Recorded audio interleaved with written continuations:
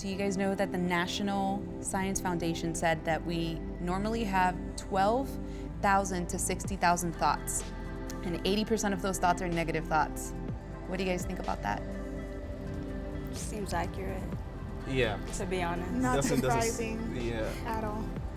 You guys all answered yes. What are some of those negative thoughts? Well, typically for me, right now I'm doing, school and work. So a lot of it is trying to find a balance in between everything. So it's just sometimes some weeks are harder than others. So definitely have my little moments where I feel like I'm not good enough or I'm not cut out for what I'm doing right now. Well, for me, it was always my weight. It's something that I struggled with since, I was in 6th grade.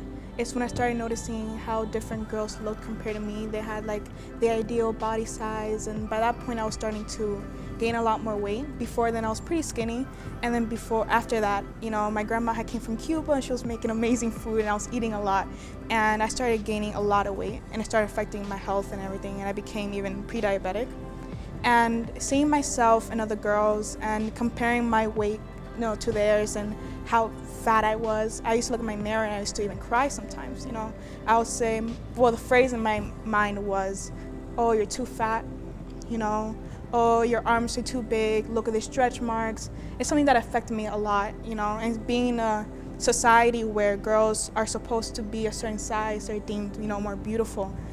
Yeah, it's something that affected me. To this day, I'm still struggling with that, but I've gotten a lot better. I realized that there's some things that I can't change, and what I didn't like, I'm like, okay, what can I do about that? So I started changing my lifestyle. I started working out, eating better. And to this day, there are still things that I don't like by myself, but slowly, I'm starting to accept those things, What about you, Kevin? For me, what I would say is like the big phrase is like, am I good enough? Because a lot of times, coming from the way that we were raised, our parents made a lot of sacrifices to get here. So once they're here, they have high expectations from us as well. And of course, I understand where they come from, but sometimes it gets to feel like, am I really living, like, am I doing enough to live up to those expectations? Especially when your parents aren't too happy with you when you bring home a B, or when you're struggling in school and they kind of want to see you struggle. And that's just something that for a lot of like my young adult life, at least up until I got like later onto high school, it's something that a lot, like, it affected me a lot. Like, kind of on the daily, I would always like kind of downspeak on myself or think negatively on myself just because I felt like I wasn't reaching the success that my parents were expecting of me. So how is social media impacting your self-image? Right? It does, yeah. A lot, yeah. Every day you log into Instagram, you just see the best version of everybody else, and you feel like you have to try to compete with that. And I think it's so true. You see the best version of someone's life, but you don't really see what's going behind that. Someone that I was talking to recently has a story that is very impactful. She pretty much is like the most bubbly person you will ever meet, super sweet, very kind, very humble. But like you, Karina, she was dealing with a lot of negative thoughts, not just of like self-image, but also what we have been talking about, with family, what, her family expects of her, things like that, and her negative thoughts were so pronounced in her life that it kind of pushed her to consider suicide in more than one time and do a few things that were self-harming towards her. Have any of you guys experienced anything along those lines, or have you been surrounded by someone that has dealt with things like that? I moved here when I was like 7, so there was a bit of a process that I had to go through to like fit in more. And in the time that I didn't fit in, there was a lot of times that it got to be very like unbearable. Like I felt like I don't want to do this anymore. Like, I don't want to keep dealing with this every day. If you could talk to your younger self, right, where you're at now, what would be some of the things that you would be able to tell your younger self on how to overcome some of these negative thoughts? What advice would you give yourself? This one hit hard, huh? You just feel very alone, and you feel like you can't talk to anyone, especially in Hispanic culture.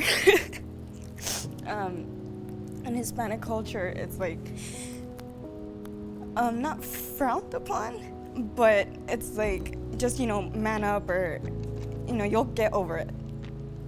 Like, we don't really, I guess, believe or understand mental health issues. Definitely find someone to talk to, because my fear was that if I spoke with someone, they would, like, I don't know, think that I was crazy, or like make me think that like what I was going through, like, it didn't matter. And also, like, they would probably send me to like a psychiatric facility. So that was my fear, which is why I just like kind of internalized everything, and I kind of just ended up, I don't know, praying a lot about everything. And then I definitely, like, Hillsong, listening to a lot of Hillsong helped me out a lot, get out of that funk. So you would tell your younger self To seek help, or like try to find someone that you trust, because you also never know who, like, who can help you. Like, you might actually be surprised by the advice that someone else might have for you. Thank you for being so honest and raw and authentic, right? Because you said if you had the opportunity to talk to someone, you know, it could have changed things. It could have helped, right? Same thing with me. I've shared with some of you guys before that those feelings of not feeling good enough, you know, specifically in the academic portion of my life, I wish someone would have come into my life and just hear me out and say, hey, it's gonna be okay. You know, like, it's okay to not be okay right now, but the important thing is to have some kind of progress and not be trying to constantly reach for this unattainable perfection. Yeah. Right? Mm-hmm. What advice would you give yourself? Yeah, I would tell myself I'm good enough. I would just tell myself that, you know, it's important to be happy. The first thing that I would tell myself is that that you're beautiful, no matter what people tell you, or no matter how the girl next to you looks like, you're still beautiful. Also, during that time I dealt with bullying. I would tell myself that there is a light at the end of the tunnel. Sorry. And that you're gonna get out of it. You know, it's gonna be fine at the end of the day. You know, just pray. Everything's in God's hands, and there's a purpose for you in this life. No matter what people tell you or make you feel like. See, the scripture says that we are fearfully and wonderfully made. I just have a daughter. I want her to know that she was created by this amazing God, and she is fearfully and wonderfully made. And I want all of you guys to kind of know that as well, especially. What about you, Kevin? What advice would you give yourself? First, I would tell myself that what I was going through at the time, I'm not the only person that goes through it. Because I think that's one of the parts that makes it harder to get out of, because you feel like you're alone. You feel like no one else has to endure the pain that you have to endure at the time. And then once I tell myself that, I'll tell myself to talk to somebody, to spend time with friends, to go out. Even if it's someone that, one of your friends, one of your best friends, just talking about it helps a lot. Keeping it in kind of like magnifies everything. And a lot of times once you talk to somebody, you kind of get a perspective that you're not getting. And learning how to take in new perspectives is one of the best ways that I've gotten through it. That's a really neat concept, being able to take yourself out of that perspective and see it from a different standpoint. That negative thought, even though it is very valid, You know, even though it's a very real thing in your life, sometimes by seeking help or talking to someone about it, it kind of pulls you away from that, and you can see from a different perspective that, okay, maybe this is difficult for now, but it's not going to be like that forever. You know, maybe I can find help. You know, maybe I do need to speak with a counselor. Maybe I do need, you know, to speak with a psychiatrist, a psychologist. You know, those are some of the things that we want to go ahead and start doing, talking about it. Because like you said, by not talking about it, we're magnifying it, right? So I want you to tell me that one phrase or that one negative thought, and I want you guys to flip it. First one that comes to mind. The negative thought would be, you're fat. If I flip it, it would be, you're beautiful just the way you are. For me, it would be, the negative thought would be, you're not going to be successful. And the flip side of it would be, you're going to be successful. You're going to make it one day. It's either like you're not good enough or you're not smart enough. But the flip side would be you're intelligent and wise. Do you believe that? Sometimes. I try to for the most part, but Okay. I'm gonna just say my negative thought is just worrying in general.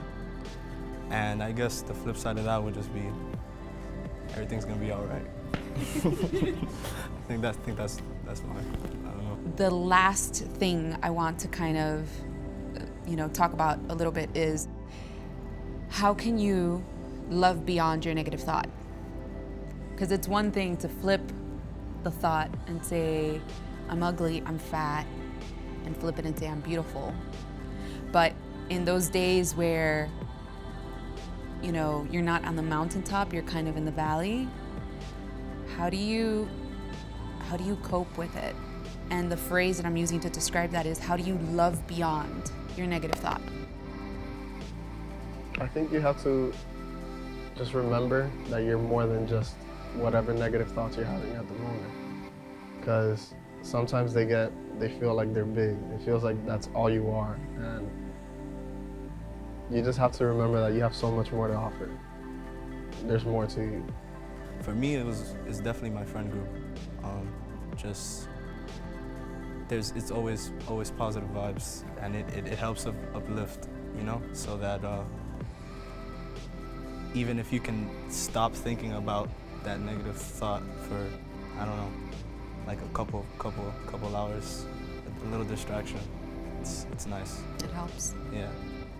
When I have a negative thought where I think I'm not pretty enough or that I'm gonna be, not successful or something like that, then I started thinking about all the positive sides about me and all that I've accomplished so far. And it kind of changed my perspective on things. I'm like, okay, Karina, you're not a failure, you're not a loser, you're not ugly. You know what I mean? Look at all these great stuff about you. I think also it's surrounding yourself by positive people. That makes a huge difference. I think when I got to high school, I actually met a group of friends that, they weren't drama. It wasn't about drama with them. It was just having fun, positivity, and all that. It was really nice, and it was like a whole different, experience. And I found myself really happy during those days. One of the things that I've learned how to love beyond is knowing that when these negative thoughts come, how I deal with my negative thoughts will impact the amount of growth that I have. In Isaiah 26:3, it says, you keep him in perfect peace, whose mind or whose thoughts stay on you, because he trusts in you. I know negative thoughts is not something that we've overcome and kind of thrown over the shoulder and we're like, oh, we're done. I know negative thoughts will come back, but I hope that when those negative thoughts do come back, you guys have an opportunity to reflect on some of the things that we've spoken about today, like seeking help, not doing it alone, surround yourself with really good people, be kind to yourself, not allowing other people's expectations to, infringe on your happiness or provoke these negative thoughts. I hope that when those days come, because they will come in the future, I want you guys to be able to remember, I am more than my negative thoughts, and to be able to reach out to God, and like the verse says, ask Him for that perfect peace that only He can provide, that perfect joy that only He can provide.